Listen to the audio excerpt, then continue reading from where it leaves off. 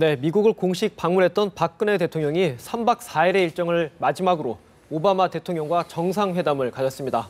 한미 두 정상은 이번 회담에서 북핵 문제만 담은 공동 성명을 처음으로 채택하기도 했는데요. 어떤 의미가 있는지 얘기 나눠보겠습니다. 성신여대 김열수 교수, 그리고 한국국가전략연구원 문성묵 센터장 두 분 모셨습니다. 어서 오십시오. 네, 안녕하세요. 네. 안녕하십니까. 센터장님, 먼저 전체적인 의미를 한번 좀 여쭤볼게요. 지금 박근혜 대통령은 모든 일정을 마치고 이제 귀국길에 올라서 이제 비행기 타고 이제 오는 도중일 텐데 이제 한번 정리할 때가 된 것 같습니다. 이번에 가장 마지막에 정상회담도 있었고 그 전에 저기 펜타곤 방문도 있었고요. 뭐 CSIS 연설도 있었는데 가장 의미가 있는 일정이라고 할까요? 어떤 걸 좀 꼽으시겠습니까? 역시 제 대통령의 일정의 가장 하이라이트는 역시 오바마와의 정상회담이고 네. 그 정상회담 내용 중에서도 이번에 특별히 2015 한국과 미국 정상의 대북 공동 성명이라고 볼 수 있어요. 그러니까 우리 한반도의 평화와 우리 국민이 염원하는 통일, 평화 통일을 이루기 위해서 필요한 공고한 한미 동맹과 또 북핵 문제 해결과 관련된 우리 한미의 강력한 의지를 과시할 수 있는 그런 계기가 되었다고 하는 점이 아마 가장 주목할 부분이 아닐까 생각합니다. 네, 그럼 교수님, 그 지금 뭐 센터장님이 정상회담 성명을 좀 평가를 하셨는데 성명을 조금 더 들어가 보면은 그 안에 평화통일 고위급 전략협의를 강화한다. 뭐 이런 얘기가 있습니다. 통일 관련해서 이게 좀 구체적으로 의미가 있는 합의라고 볼 수 있는 거죠. 대단히 큰 의미가 있죠. 대통령께서 정말 한 달 반 전에는 중국 전성절에 참석을 하셔서 한중 정상회담을 했고요. 한 달 반 있다가는 이제 오히려 서쪽에 가서 세계를 뭐 패권국에 있는 미국의 펜타곤과 미국의 백악관을 방문해서 한미 정상회담도 가지지 않았습니까? 근데 지금 질문하신 것의 핵심이 바로 통일 문제와 관련된 거거든요. 한중 정상회담을 할 때요, 대통령께서 시진핑 주석하고 나눈 얘기 중에서 핵심 내용이 두 가지가 있습니다. 하나는 바로 북한의 핵 문제와 관련된 거고요. 그리고 이제 도발하지 말라고 하는 이 문제고요. 두 번째 문제가 지금 바로 질문하신 그 통일 문제와 관련된 건데, 그리고 다양한 채널을 통해서 한중 간의 평화 통일에 관해서 서로 얘기하기로 했다. 이것도 대통령께서 귀국하는 비행기 안에서 기자들한테 하신 말씀이시죠. 그것처럼 지금 말씀하신 것처럼 우리 대통령께서 이번에는 미국에 가셔서는 크게 세 가지 문제를 얘기하셨는데요. 하나는 이제 북한 문제가 이제 제일 큰 거고, 그다음에 이제 한미 동맹 관계의 문제고, 그다음에 이제 어떻게 국제적인 이슈에 대해서 한미 간에 같이 나갈 거냐 하는 것이 핵심이었는데, 뉴 프론티어라고 그렇죠. 뉴 프론티어라고 할 수가 있죠. 그 중에 이제 핵심 중에 핵심이 북한 핵 문제고요. 두 번째가 바로 한반도 평화 통일과 관련된 건데요. 한반도 평화 통일을 위해서 서로 협의체를 만들어서 협의해 나가기로 했다라고 하는 것은 앞으로 상설화될 수 있는 그 가능성을 열어놨거든요. 그래서 한중 정상회담과 한미 정상회담이 서로 멀리 떨어져 있고 서로 다른 의제를 다룬 것 같지만 실제로 대통령께서는 중국과 미국 사이에서 각각 바로 북한의 핵 문제와 그다음에 한반도 평화 통일 문제, 이 문제를 미국과 중국 사이에서 각각 얘기를 해서 어느 정도 일정한 성과를 거둬냈다라고 하는 것은 굉장한 의미가 있다라고 볼 수 있습니다. 그러면 이 얘기를 조금 더 구체적으로 한번 좀 여쭤볼게요. 그 전략 협의를 강화했다. 그러면 어떤 기구나 상설화의 가능성인데 좀 구체적으로 어떤 모습을 좀 예상할 수 있을까요? 뭐 센터장님. 이제 그것이 그것만을 위한 별도의 협의가 될는지 아니면 기존에 한미 간에 가동되고 있는 외교 국방 2+2 채널에서 그런 문제를 논의가 될는지 아니면 뭐 안보 차원에서 될는지 그거는 이제 한미 간에 어떻게 해야 할지 구체적인 방안들을 이번 정상회담에서 합의한 공동 성명과 또 설명 거기에 나와 있는 양국 정상이 공감한 또 합의한 그런 사항들을 구체적으로 실천할 수 있는 이제 구체적인 액션 플랜들을 아마 상호간의 협의에서 추진할 겁니다. 그래서 지금 김 교수님께서 중요한 지적들을 해주셨는데 역시 북한의 핵 문제 해결, 북한의 도발을 억제하고 북한의 변화를 유도하는 것이 결국 평화 통일과 직결되는 문제거든요. 그런 차원에서 이번에 한중 정상회담에 이어서 한미가 그런 합의를 하고 또 이번 공동 성명 내용에 보면 북한 문제 해결을 위해서 한미뿐만 아니라 중국과 3자 간의 공동 전선을 구축해서 해나가겠다라고 하는 것은 과거와는 좀 더 진일보된 중요한 의미가 있다고 저는 그렇게 생각이 듭니다. 제가 조금은 이제 더 우리 센터장이 말씀하신 게 조금 더 보태면요. 사실상 이 대통령께서 지난번 한중 정상회담을 할 때도 그때도 이런 말씀을 하셨어요. 북한 핵 문제를 근본적으로 해결할 수 있는 유일한 방법 중에 하나가 바로 평화통일이다라고 말씀을 하셨거든요. 여기에는 이제 선차성의 문제가 있습니다. 선차성이요? 예, 핵 문제가 해결돼야 평화통일이 되는 거고요. 또는 거꾸로 평화통일이 되면 이제 핵 문제가 당연히 해결이 되겠죠. 이 문제가 있긴 한데 대통령께서 그때 말씀하셨던 것은 바로 근본적으로 해결할 수 있는 것이 바로 이 평화통일인데 통일 문제에 대해서는 한국과 중국 사이에 비공식 채널이나 또는 공식 채널을 통해서 대화체가 없었단 말이죠. 그걸 만들어내겠다라고 그때 말씀을 하셨고 시진핑 주석도 거기에 대해서 긍정적으로 대답을 하셨어요. 이번에 오바마 대통령하고 바로 이 문제를 상의했다라고 하는 것은 미국과도 이 문제 평화 통일에 대해서 이제 본격적으로 얘기를 좀 해나가겠다. 소위 말해서 한반도 통일 문제에 대해서 중국과도 통일 문제에 대해서 얘기해 나가겠다. 그러면은 지금 우리 센터장님께서 말씀하신 것처럼 이번에 여러 가지 소다자 회의체들을 언급하셨는데 그중에 가장 관심 깊게 제가 봤던 부분이 바로 한, 미, 중 다자 협의체예요. 소위 말해서 소다자 협의체인데 다른 것들은 소다자 협의체가 충분히 예상할 수 있고 또 있어 왔던 건데 한미 중에 이 소다자 협의체는 없었거든요.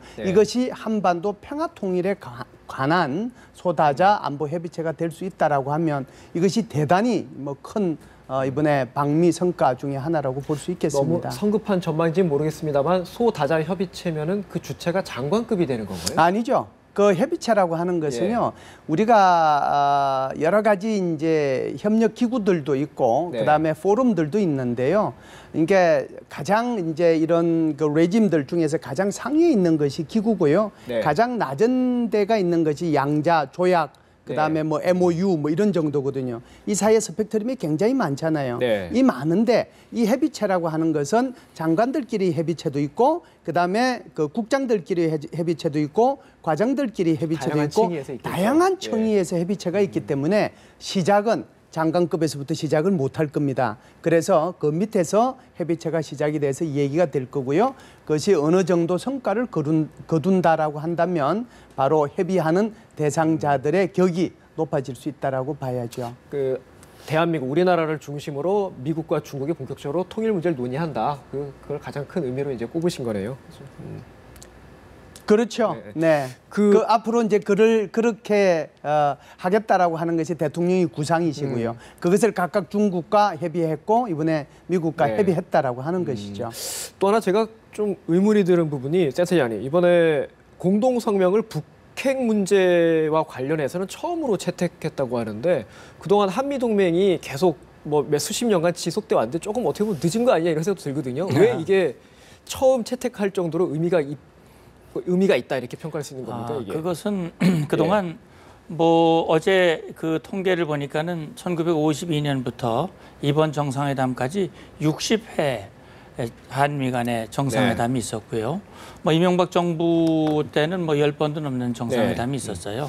근데 매번 정상회담의 주요 의제가 북한 문제고 그중에서도 북한 핵 문제였거든요. 그래서 매번 그런 합의들이 있었고 협의가 있었고 그런 것들이 성명에 담겨지기는 했습니다. 근데 이번 같은 경우는 북한 문제만 별도로 다른 사안을 빼놓고 북한 문제와 관련해서 핵 문제와 또는 북한의 인권 문제와 통일 문제와 이런 북한 문제와 관련된 한미 정상의 공통된 의견과 의지와 합의 사항을 성명에 담았다고 하는 것, 이것이 이제 금년이 이 분단 70주년에 또 우리 광복 70주년이고 굉장히 의미 있는 해고요. 특히 금년에 북한이 목함 지뢰 도발에 이어서 이번에 8.25 합의라는 게 있었거든요. 어떻게 보면 분기점입니다.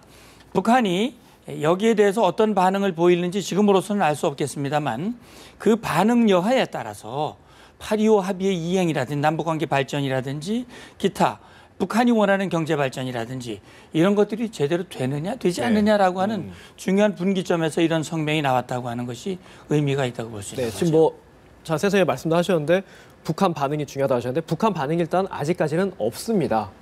뭐 내일쯤 나올지 어떻게 될지 모르겠습니다만 일단 수위 조절을 하는 것 같기도 한데 좀 어떻게 예상해 볼 수 있을까요? 예, 지금 일단 북한의 입장에서 봐서는 굉장히 당황스러울 수밖에 없고요. 이것을 당장 이렇게 발표할 정도로 자기네들이 준비되어 있다라고 생각하지 않아요. 그래서 제가 볼 때는 대통령께서 하신 한미 간의 이 정상회담 내용 중에서 북한과 관련된 내용을 제가 볼 때는 구자 또 문단 그 맥락 속에 숨어 있는 거 다 뜯어보고 난 뒤에 뭔가 내용에 대한 그 반응을 보이지 않겠느냐 이런 생각을 합니다. 지금 센터장이 말씀하신 거에 대해서 조금만 제가 더 보완을 하면 왜 이번에 이제 그 북한 문제만 또는 북한 핵 문제만 따로 소위 말해서 조인트 스테이트먼트를 냈느냐 하는 거잖아요.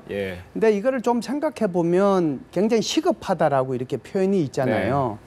2008년도 12월 달에 육자회담을 하고 나서 지금 7년이 흘러갔거든요. 그럼 7년 동안에 무슨 일이 생겼느냐 하는 거죠. 그 7년 동안에 북한은 2차 핵실험을 했고 3차 핵실험을 했습니다. 그 3차 핵실험을 했는데 3차 핵실험을 하고 난 뒤에 북한 외무성이 발표한 것이 북한은 핵무기의 소형화, 다종화, 경량화에 성공했다라고 얘기를 했고 지금은 4차 핵실험까지 하려고 있고 우라늄이 지금 원심 분리기에서 돌아가고 있는데 그럼에도 불구하고 육자회담을 하기 위한 실무자 접촉들은 계속 있음에도 불구하고 한 번도 육자회담이 이루어지지 않는단 말이죠. 미국의 입장에서 보면 미국은 계속 전략적 인내로 북한을 다루고 있거든요. 그런데 미국은 한 발 건너 있어요. 이 북한의 핵 문제라고 하는 것은 그 핵 문제는 나의 문제예요. 대한민국의 문제입니다. 그렇기 때문에 우리 대통령께서 한중 정상회담을 통해서 시진핑 주석한테 강하게 이 부분을 얘기를 한 거고요.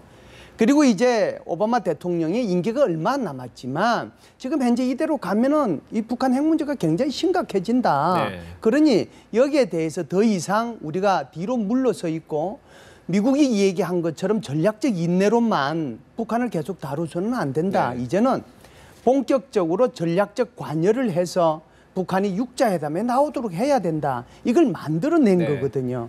그래서 이것은 뭐 미국이 원해서 이 북한 핵 문제에 대한 뭐 조인트 스테이트먼트가 나왔다라기보다는 대통령께서 북한 핵 문제에 대한 이 문제를 풀지 않으면 안 되겠다는 그런 절박성, 시급성 그런 것들이 결국은 미중 정상회담, 한미 정상회담에 이 조인트 스테이트먼트로 나오지 않았느냐 생각을 해요. 우리 측의 다급함 요구가 더 많이 반영된 거다. 사실은 미국의 입장에서 보면은 지금까지 오바마 대통령이 얘기해 왔던 것은 전략적 인내지 않습니까? 그것을 아주 나쁜 말로 표현을 하면 관여 안 하겠다는 거거든요. 그러니까 북한에 대해서 압박만 하지 북한을 육자회담으로 끌어들이기 위한 나오도록 하기 위한 다양한 어떤 인센티브를 준다든지 또 어떤 거를 대화를 제의한다든지 이런 것이 소극적이었다는 거죠. 그럼 이렇게 소극적이면 내년도에 이제 오바마 대통령 끝나고 2017년 되면은 이제 다른 사람이 또 대통령 하게 되는데 그때까지 손 놓고 있겠다는 거하고 뭐 똑같은 뜻이잖아요. 그 한국의 대통령은 손 놓고 있을 수 있는 입장이 못 되는 거예요. 그렇기 때문에 오히려 이 오바마 대통령을 이 육자회담을 좀 하도록 하는데 좀 끌어들여서 좀 주도적인 역할을 하게 만드는 그런 회담이었지 않느냐 저는 그렇게 봅니다. 그 이번 북핵 관련 스테이트먼트가 북한한테 상당한 압박이 되겠다 이렇게 볼 수 있는 거죠? 예, 그래서 이제 조금 전에 북한의 예상 반응 이제 이런 언급을 하셨는데 말씀하신 대로 지금 미국으로서는 북한에 대해서 상당히 실망을 하고 있었던 과정이죠. 이 94년에 있었던 미북 제네바 합의에서도 북한에게 한번 물론 그 전에 남북 이 비핵화, 한반도 비핵화 공동선언, 미북 합의, 육자회담 합의 이런 일련의 과정을 통해서 북한에게 속았다. 특히 마지막에 229 합의도 북한이 깨버렸기 때문에 미국으로서는 더 이상 북한의 진정성이 전제되지 않는 그런 대화와 협상은 해봐야 소용이 없다라고 하는 그런 생각이 결과적으로 전략적 인내라고 하는 형태로 나타났지만 우리 대한민국 입장에서는 이것을 언제까지 이 시간을 지연시킬 수는 없다라고 하는 차원에서 그동안 이제 실무급, 특히 차관보급이라든지 육자회담 수석 대표들 간에 여러 번의 접촉들이 있었고 그런 접촉들을 통해서 이제 나온 그 공감대들이 한중 정상회담을 통해서 미중 정상회담을 통해서 이번에 한미 정상회담 그리고 저는 류인산이 김정은을 만났을 때도 김정은에게 육자회담의 복귀를 또 촉구를 했고요. 이런 것들이 일련에 하나로 묶어져서 네. 이제는 이런 공감대를 북한이 어떻게 받아들이냐 하는 것이죠. 그래서 북한의 예상 반응은 김 교수님 말씀하신 대로 지금 공동 성명에 나와 있는 여러 가지 그 내용들 특히 이번에 대통령의 미국에 가서 여러 기회에 말씀하셨던 내용들을 종합을 해서 네.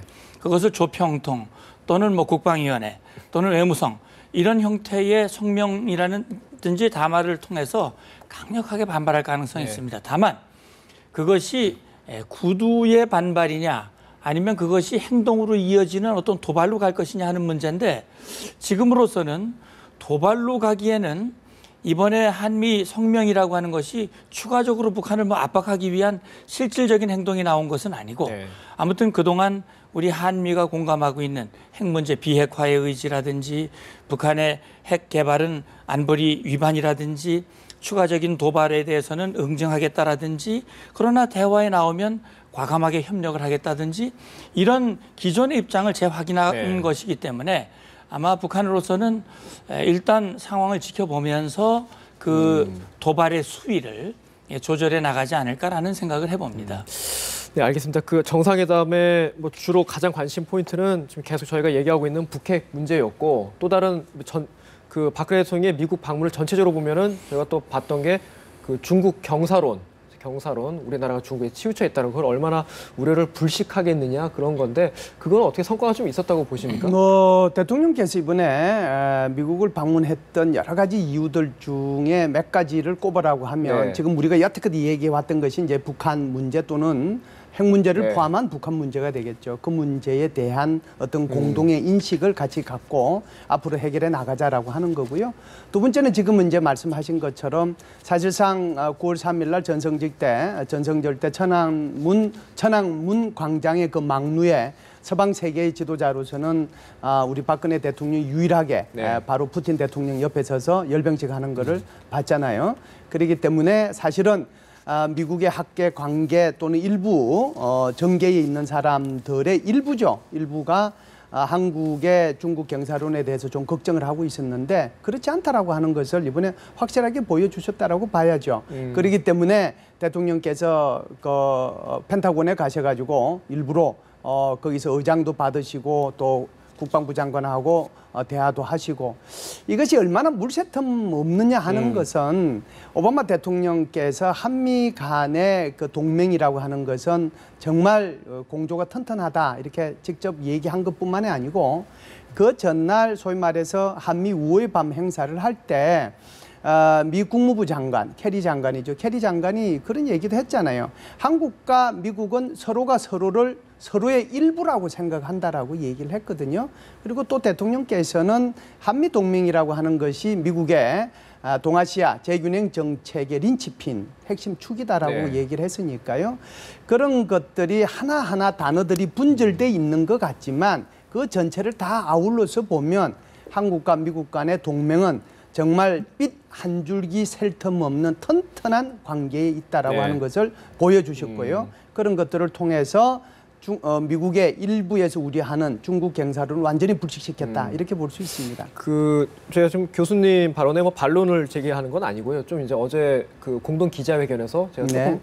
다들 보셨겠지만 오바마 대통령이 그런 말을 했잖아요. 중국이 국제 규범을 어기면은 좀 한국이 할 말을 해달라 이 얘기인데 그분은 좀 그 말 속에 그 말씀하신 중국 경사론을 불식하는 와중에서도 좀 가시가 담긴 거 아니냐 이런 생각도 드는데 어떻게 들으셨어요? 예, 근데 이제 오바마 대통령이 언급한 내용 중에는 이런 것도 있더라고요. 제가 유념해서 봤는데 미국은 한중 관계 발전을 반대하지 않는다.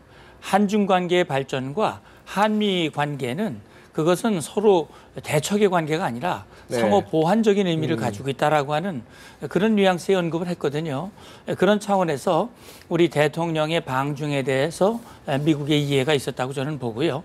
다만 이런 거죠. 국제 규범을 어기는 그런 부분에 대해서는 한국이 중국의 눈치를 보지 말고 국제 규범에 맞게 그런 그 입장을 취해달라고 하는 그런 얘기인데, 우리는 그런 국제 규범과 원칙에 입각해서 우리의 자세, 우리의 주권적인 판단으로 입장을 정한다면 우리가 뭐 미국과 중국 사이에 줄타기 외교를 한다, 이건 부적절한 의미라고 생각이 돼요. 한미는 동맹이고 한중 간은 동반자공이 발전하는 것이기 때문에 거기에 따라서 우리가 우리의 가치와 우리의 원칙과 국제의 규범, 거기에 따라서 우리가 판단하고 결정하고 행동하면 되지 않나 이렇게 생각합니다. 제가 우리 센터장님은 이제 일부러 구체적으로 말씀을 안 하신 것 같아요. 네. 구체적으로 말씀을 좀 하면 오히려 좀 불편한 부분이 살짝 있는 건 사실이거든요. 이런 얘기죠. 미국 입장에서는 동아시아 재균형 정책을 한단 말이죠. 그러니까 이걸 아주 그러니까 좀 아주 거칠게 얘기하면 반드시 똑같은 건 아니지만 중국을 견제하겠다는 정책이잖아요. 근데 그것이 어디에서 미국과 중국 사이에 나타나고 있느냐 하면, 이번에 미국과 중국의 정상회담을 우리 9월 말 할 때 다 봐서 알겠지만 이 G2 국가의 협력도 있고 갈등 관계도 있어요. 갈등 관계가 있는데 그게 첨예하게 나타나는 부분이 바로 동중국해와 남중국해입니다. 동중국해에서는 어떤 일이 있냐면은 바로 일본하고 중국 사이에 있는 센카쿠 또는 따오이따오라고 하죠. 거기에 대한 영유권 문제가 하나 있고요. 남중국해는 파라쉘 군도하고 파라쉘 아일랜드, 그다음에 스프레트리 아일랜드라고 하는 크나큰 뭐라고 할까요? 돌멩이로 된 것 또는 사주로 된 이런 조그만 것들에 대한 영유권 문제가 있거든요. 그래서 이런 것들에 대해서 6개 국가가 서로 자기의 영유권들을 주장하고 있는데, 그 와중에 이제 중국 같은 경우는 영유권을 주장한 곳에 인공섬을 만든단 말이죠. 원래는 사주밖에 없고 암초밖에 없었는데 거기다가 옆에 있는 것들을 다 이제 끄집어 올려가지고 거기다 섬을 만들고 거기다 활주로를 만드는 거예요. 많이 보도됐었죠, 사실은. 그렇기 때문에 이 부분에 대해서 미국이 얘기하고 있는 것은 이것이 바로 국제법을 위반하는 거다라고 얘기하는 거고요. 이러한 국제법 위반에 대해서 한국도 이제는 중견국이니까 좀 목소리를 내서 할 얘기를 좀 제대로 해줬으면 좋겠다라고 미국 편을 좀 들어달라 부탁하는 거죠. 근데 대한민국 대통령께서는 적절하게 답변을 잘 하셨다라고 생각하고요. 거기에 대해서는 좀 더 신중하게 미국과 중국 사이에서 우리의 국가 이익을 최대한 드러낼 수 있는 부분을 잘 판단해서 결정을 해 나가시리라고 생각을 합니다. 말씀하신 것 중에서 센카쿠 열도 문제는 중국하고 일본 간의 문제라서 저희로서는 또 일본에 대한 감정이 좀 독특한 감정이 있기 때문에 저희가 쉽게 목소리를 내기가 좀 어렵지 않나 이렇게 생각도 들어요. 네, 물론 이제 그 부분뿐만이 아니고요. 일단은 이제 하나는 중국하고 일본과의 문제고요. 하나는 또 중국하고 베트남의 문제고요. 하나는 중국, 대만, 말레이시아, 보르네이, 베트남, 필리핀 6개 국가의 문제거든요. 그렇기 때문에 우리가 불필요한 곳에 가서 목소리를 낼 필요는 좀 덜하지 않느냐 이런 얘기고요. 그럼에도 불구하고 이제 오바마 대통령께서는 딱 한 가지 부탁이 있는데, 이런 것들에 대해서 이제 한국도 세계를 지도해 나가는 국가군에 속했니까 이제는 목소리를 낼 때가 됐다 이렇게 부탁을 하신 거라고 봐야죠. 네, 알겠습니다. 조금 화제를 살짝 바꿔서요. 이번에 경제적인 측면에서요. 이제 TPP 가입 얘기를 했었는데 미국은 일단 환영 입장을, 한국의 가입에 대해서 환영 입장을 나타낸 걸로 저희 언론들은 분석하고 있는데 그렇게 보면 맞습니까? 예, 일단 TPP는 뭐 미국이 주도해서 만들어진 협력체이기 때문에 미국이 환영하고 미국이 적극 지지한다면 사실 나머지 11개 나라, 일본을 포함해서 이 나라들이 한국의 가입을 뭐 강력하게 이게 반대한다든지 그렇게 하면 쉽지 않을 거예요. 다만 협의 과정에서 우리의 경제적 이익을 얼만큼 확보하면서 할 수 있겠느냐 하는 건데 그 12개 나라 중에 10개 나라는 이미 우리와 FTA를 체결한 나라라고 합니다. 그런 차원에서 이번에 미국이 우리의 가입을 환영한다고 그랬고 우리 대통령께서 또 미국 땅에 가서 우리의 가입 의지를 확고하게 천명했다고 하는 것은 TPP 가입 가능성이 한층 높아졌고 이제 남은 것은 그것을 우리 국익이 얼만큼 경제적 이익에 맞게 협상해 나가느냐 하는 것. 물론 걸림돌들이 아마 있긴 하겠습니다만 그런 것들을 극복해 나가는 그런 지혜와 또 그런 전략들이 필요하겠죠. 저희가 전체적으로는 이번에 박근혜 대통령의 방미, 뭐 경제적으로나 안보적으로나 뭐 여러 가지 의미가 크다 이렇게 많이들 분석하는데 일단 물론 야당이라서 그럴지 모르겠습니다만 정치권, 야권에서는 좀 자화자찬이다 이렇게 손에 잡히는 성과가 없다 이렇게 비판을 하는데 거기에 대해서 어떻게 보세요? 그러니까 손에 잡히지 않는 성과라는 게 뭔지는 우선 제가 잘 모르겠는데요. 그러니까 야당의 입장에서 보면 손에 잡히지 않는 성과가 뭘 잡아야 되는데 못 잡았다라고 얘기를 해줘야 되는데 그러지는 않은 것 같습니다. 야당에서 지금 가장 이제 시비 걸고 있는 것 중에 하나가 KFX 사업에 대해서 미국의 국방부 장관이나 또는 미국 정부로부터 일정한 양보를 좀 받아서 해야 되는데 그걸 하나도 못 받고 왔음에도 불구하고 뭐 한미 간에 이번에 그 정상회담이 잘 됐다라고 얘기하는 것은 자화자찬이라고 그렇게 아마 비판을 하는 것 같습니다. 그런데요. 이 KFX 사업에 있어서 기술 이전 문제는 그렇게 쉽게 감정적으로 접근할 문제는 아닙니다. 우리가 소위 말해서 락히드 마틴하고 계약을 할 때도 25개 기술 중에서 4가지는 못 준다라고 얘기를 했고요. 올해 4월 달에 최종적으로 우리 정부에 대해서 4가지 기술에 대해서는 안 된다고 얘기했고요. 한국의 국방부 장관이 편지를 보냈음에도 불구하고 그것을 끝까지 이제 답변을 못 해줄 정도로 미국의 고민은 물론 있었겠죠. 그러고 나서 최종적으로 이번에 얘기했음에도 불구하고 못 해준다라고 얘기했잖아요. 그래서 이걸 이렇게 볼 것이 아니라 거꾸로 보면요. 사실상 어떻게 보면 대한민국의 국방부 장관이 창피할 정도로 미국한테 가서 좀 해달라고 얘기한 거잖아요. 이런 정부의 노력에 대해서 오히려 반대만 할 것이 아니라 그것을 좀 긍정적으로 평가해 주면 되지 않나요? 저는 그렇게 봅니다. 그걸 그냥 아무런 노력도 안 하고 그게 안 된다고 그러니까 예를 들어서 장관도 그냥 가만히 있고 모두가 정부가 다 손 놓고 있었더라. 그러면은 아마 야당에서는 더 비판하지 않을까요? 그래서 그렇게 보는 것보다는 오히려 조금 더 긍정적으로 보는 것이 더 좋을 것 같습니다. 네, 그러면 이번 질문은 제가 마지막으로 센터장님한테 지금 말씀하셨으니까 KFX 사업 관련해서요. 기술 이전이 결국은 안 됐는데 뭐 우리 정부가 안 되는 줄 알고 요청했는지 아니면 뭐 그걸 떠나서 결국은 안 됐는데 국내에서 좀 논란이 이어질 것 같습니까? 사업 자체를 두고요. 예, 물론 이제 전반적으로 재검토해야 한다는 목소리도 있고 그럼에도 불구하고 KFX라고 하는 것은 우리 미래 항공 산업이라든지 우리 안보를 위해서 굉장히 중요하기 때문에 그걸 전면 재검토보다는 보완적인 방법으로 노력해 나갈 필요가 있다. 뭐 구체적인 합의는 아닙니다만은 이제 뭐 긴그룹이라고 하는 것을 만들기로 또 이번에 합의를 했다고 하니까 한미 간의 방산 기술 협력과 관련된 그런 협력을 해나가면서 어떻게 그 핵심 기술, 특히 그 다중배열 이상 레이더라고 하는 그 기술을 어떻게 우리가 확보를 해서 우리가 원하는 KFX에 달 수 있는지 지금은 상당히 부정적이고 비관적인 그런 여건이기는 합니다만 그런 비판 일변도보다는 힘을 합쳐서 잘 되는 방향 쪽으로 그렇게 이끌어 가야 되지 않을까 하는 생각을 합니다. 네, 알겠습니다. 그 나흘간 진행됐던 박근혜 대통령의 방미 성과에 대해서 전반적으로 한번 짚어봤습니다. 네, 지금까지 성신여대 김열수 교수 그리고 한국국가전략연구원 문성묵 센터장 두 분과 얘기 나눴습니다. 말씀 고맙습니다. 감사합니다. 감사합니다.